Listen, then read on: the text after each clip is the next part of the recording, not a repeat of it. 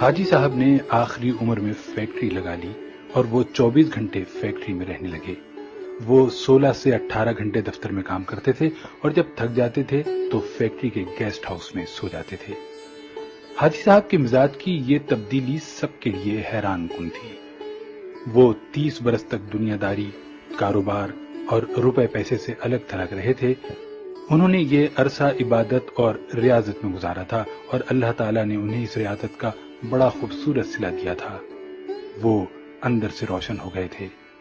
وہ صبح 8 بجے اپنی بیٹھک کھولتے تھے اور رات گئے تک ان کے گرد لوگوں کا مجمع رہتا تھا۔ لوگ اپنی اپنی حاجت لے کر ان کے پاس آتے تھے۔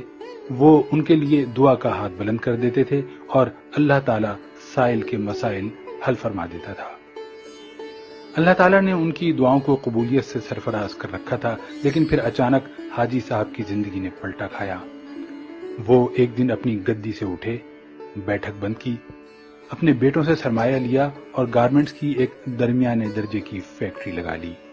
انہوں نے اس فیکٹری میں 500 خواتین رکھی، خود اپنے ہاتھوں سے یورپی خواتین کے لیے کپڑوں کے نئے ڈیزائن بنائے، یہ ڈیزائن یورپ بھجوائے، باہر سے آرڈرز آئے اور حاجی صاحب نے مال بنوانا شروع کر دیا۔ یوں ان کی فیکٹری چل نکلی اور حاجی صاحب دونوں ہاتھوں سے ڈالر سمیٹنے لگے۔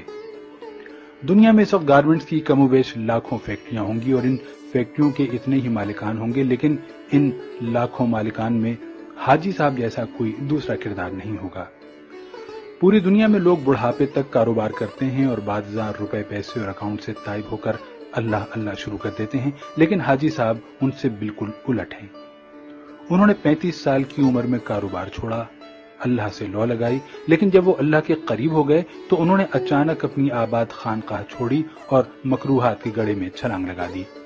وہ دنیا کے واحد بزنس مین ہیں جو فیکٹری سے درگاہ تک گئے تھے اور پھر درگاہ سے واپس فیکٹری پر آ گئے۔ حاجی صاحب کی کہانی ایک کتے سے شروع ہوئی تھی اور کتے پر ہی آ کر ختم ہوئی۔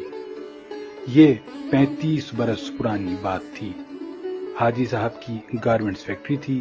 حاجی صاحب صبح صبح فیکٹری چلے جاتے تھے اور رات بھیگنے تک کام کرتے تھے۔ ایک دن وہ فیکٹری پہنچے تو انہوں نے دیکھا کہ ایک درمیانے قد کاٹ کا کتا گھسٹ گھسٹ کر ان کے گودام میں داخل ہو رہا ہے۔ حاجی صاحب نے غور کیا تو پتا چلا کہ کتا شدید زخمی ہے، شاید وہ کسی گاڑی کے نیچے آ گیا تھا جس کے باعث اس کی 3 ٹانگیں ٹوٹ گئی تھیں اور وہ صرف ایک ٹانگ کے ذریعے اپنے جسم گھسیٹ کر ان کے گودام تک پہنچا تھا۔ حاجی صاحب کتے پر بڑا رحم آیا۔ انہوں نے سوچا وہ کتے کو جانوروں کے کسی ڈاکٹر کے پاس لے جاتے ہیں، اس کا علاج کراتے ہیں اور جب کتا ٹھیک ہو جائے گا تو وہ اسے گلی میں چھوڑ دیں گے۔ حاجی صاحب نے ڈاکٹر سے رابطے کے لیے فون اٹھایا، لیکن نمبر ملانے سے قبل ان کے دل میں ایک انوکھا خیال آیا اور حاجی صاحب نے فون واپس رکھ دیا۔ حاجی صاحب نے سوچا کتا شدید زخمی ہے، اس کی 3 ٹانگیں ٹوٹ چکی ہیں، اس کا جبڑا زخمی ہے اور پیٹ پر بھی چوٹ کا نشان ہے، چنانچہ کتا اب روزی روٹی کا بندوبست نہیں کر سکتا۔ حاجی صاحب نے سوچا اب دیکھنا یہ ہے کہ قدرت اس کتے کی خوراک کا بندوبست کیسے کرتی ہے۔ حاجی صاحب نے مشاہدے کا فیصلہ کیا اور چپ چاپ بیٹھ گئے۔ وہ کتا سارا دن گودام میں بے ہوش پڑا رہا۔ شام کو جب اندھیرا پھیلنے لگا تو حاجی صاحب نے دیکھا ان کی فیکٹری کے گیٹ کے نیچے سے ایک دوسرا کتا اندر داخل ہوا۔ کتے کے منہ میں ایک لمبی سی بوٹی تھی۔ کتا چھپتا چھپاتا گودام تک پہنچا، زخمی کتے کے قریب آیا، اس نے پاؤں سے زخمی کتے کو جگایا اور بوٹی اس کے منہ میں دے دی۔ زخمی کتے کا جبڑا حرکت نہیں کر پا رہا تھا، چنانچہ اس نے بوٹی واپس اگل دی۔ صحت مند کتے نے بوٹی اٹھا کر اپنے منہ میں ڈالی، بوٹی چبائی اور جب وہ اچھی طرح نرم ہو گئی تو اس نے بوٹی کا لقمہ سا بنا کر زخمی کتے کے منہ میں دے دیا۔ زخمی کتا بوٹی نگل گیا۔ اس کے بعد وہ کتا گودام سے باہر آیا، اس نے پانی کے حوض میں اپنی دم گیلی کی، واپس گیا اور دم زخمی کتے کے منہ میں دے دی۔ زخمی کتے نے صحت مند کتے کی دم چوس لی۔ صحت مند کتا اس کارروائی کے بعد اطمینان سے واپس چلا گیا۔ حاجی صاحب مسکرا پڑے۔ اس کے بعد یہ کھیل روزانہ ہونے لگا۔ روز کتا آتا، زخمی کتے کو بوٹی کھلاتا، پانی پلاتا اور چلا جاتا۔ حاجی صاحب کئی دنوں تک یہ کھیل دیکھتے رہے۔ ایک دن حاجی صاحب نے اپنے آپ سے پوچھا، وہ قدرت جو اس زخمی کتے کو رزق فراہم کر رہی ہے، کیا وہ مجھے 2 وقت کی روٹی نہیں دے گی؟ سوال بہت دلچسپ تھا۔ حاجی صاحب رات تک اپنے اس سوال کا جواب تلاش کرتے رہے یہاں تک کہ وہ توکل کی حقیقت بھانپ گئے۔ انہوں نے فیکٹری اپنے بھائی کے حوالے کی اور تارک الدنیا ہو گئے۔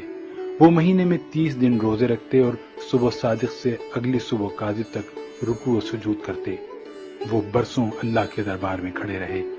اس عرصے میں اللہ انہیں رزق بھی دیتا رہا اور ان کی دعاؤں کو قبولیت بھی، یہاں تک کہ وہ صوفی بابا کے نام سے مشہور ہو گئے اور لوگ ان کے پاؤں کی خاک کا تعویذ بنا کر گلے میں ڈالنے لگے۔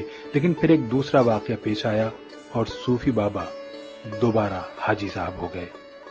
یہ سردیوں کی ایک نیم گرم دوپہر تھی۔ صوفی بابا کی بیٹھک میں درجنوں عقیدت مند بیٹھے ہوئے تھے۔ صوفی بابا ان کے ساتھ روحانیت کی رموز شیئر کر رہے تھے۔ باتوں ہی باتوں میں صوفی بابا نے کتے کا قصہ چھیڑ دیا اور اس قصے کے آخر میں حاضرین کو بتایا، رزق ہمیشہ انسان کا پیچھا کرتا ہے، لیکن ہم بے وقوف انسانوں نے رزق کا پیچھا شروع کر دیا ہے۔ اگر انسان کی توکل زندہ ہو تو رزق انسان تک ضرور پہنچتا ہے، بالکل اس کتے کی طرح جو زخمی ہوا تو دوسرا کتا اس کے حصے کا رزق لے کر اس کے پاس آ گیا۔ میں نے اس زخمی کتے سے توکل سیکھی، میں نے دنیا داری ترک کی اور اللہ کی راہ میں نکل آیا۔ آج اس راہ کا انعام ہے، میں آپ کے درمیان بیٹھا ہوں۔ ان 30 برسوں میں کوئی ایسا دن نہیں گزرا جب اللہ تعالیٰ نے کسی نہ کسی وسیلے سے مجھے رزق نہ دیا ہو یا میں کسی رات بھوکا سویا ہوں۔ میں ہمیشہ اس زخمی کتے کو تھینک یو کہتا رہتا ہوں جس نے مجھے توکل کا سبق سکھایا تھا۔ صوفی بابا کی محفل میں ایک نوجوان پروفیسر بھی بیٹھا تھا۔ پروفیسر نے جینز پہن رکھی تھی اور اس کے کان میں MP3 کا ایئر فون لگا ہوا تھا۔ نوجوان پروفیسر نے ایئر فون اتارا اور قہقہ لگا کر بولا، صوفی بابا، ان دونوں کتوں میں افضل زخمی کتا نہیں تھا، بلکہ وہ کتا تھا جو روز شام کو زخمی کتے کو بوٹی چبا کر کھلاتا تھا اور اپنی گیلی دم سے اس کی پیاس بجھاتا تھا۔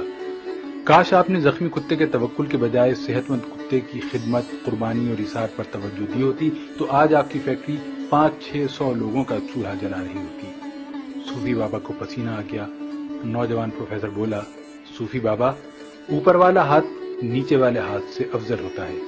وہ صحت مند کتا اوپر والا ہاتھ تھا جبکہ زخمی کتا نیچے والا۔ افسوس، آپ نے نیچے والا ہاتھ تو دیکھ لیا لیکن آپ کو اوپر والا ہاتھ نظر نہیں آیا۔